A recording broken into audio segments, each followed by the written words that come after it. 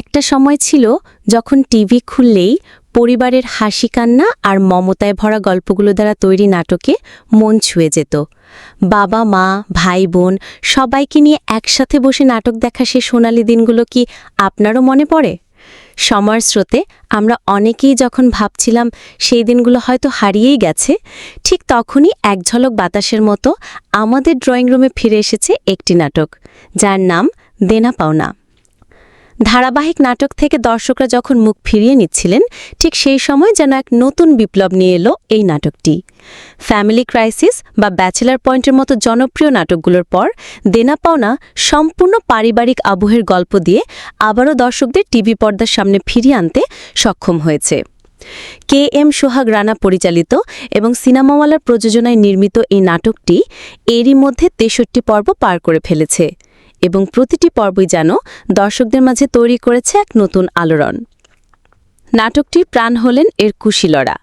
খায়রুল চরিত্রে অ্যালেন শুভ্র আর নিপা চরিত্রে তাবাসসুম ছোঁয়ার অনবদ্য রসায়ন দর্শকদের মুগ্ধ করেছে। এছাড়াও শহীদুজ্জামান সেলিম, মনিরা মিঠু, ডাক্তার এজাজ, শিল্পী সরকার অপু এবং সুষমা সরকারের মতো গুণী শিল্পীদের অভিনয় নাটকটিকে দিয়েছে এক ভিন্ন মাত্রা। তাদের নিখুঁত অভিনয় দেখে দর্শকরা বলছেন, এটাই তো আমাদের গল্প, আমাদের পরিবারের গল্প। শুধু ইউটিউব বা ফেসবুকেই নয়, সোশ্যাল মিডিয়ার পাতায় পাতায় এখন দেনা পাওনা জয় জয়কার। মিলিয়ন মিলিয়ন দর্শক প্রতি মঙ্গলবার ও বুধবার অধীর আগ্রহে অপেক্ষা করেন নতুন পর্বের জন্য। কমেন্ট বক্সে উপচে পড়ছে দর্শকদের ভালোবাসা।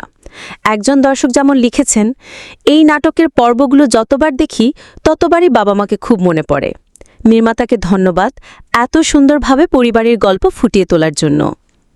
আরেকজন দর্শক ৬৩তম পর্ব দেখে মন্তব্য করেছেন, নিপার ভূতের অভিনয়টা দারুণ হয়েছে, অনেক দিন পর একটি পর্ব দেখে প্রাণ খুলে হাসলাম।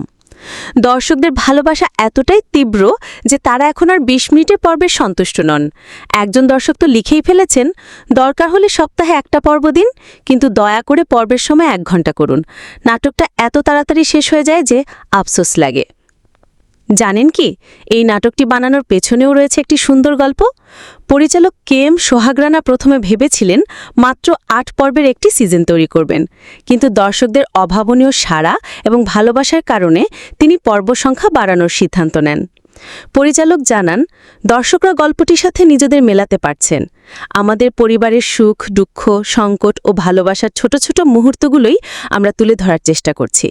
যখন শুনি যে এই নাটক দেখে কেউ তার পরিবারের সাথে করা ভুলগুলো শুধরে নিচ্ছেন, তখন মনে হয় আমাদের পরিশ্রম সার্থক।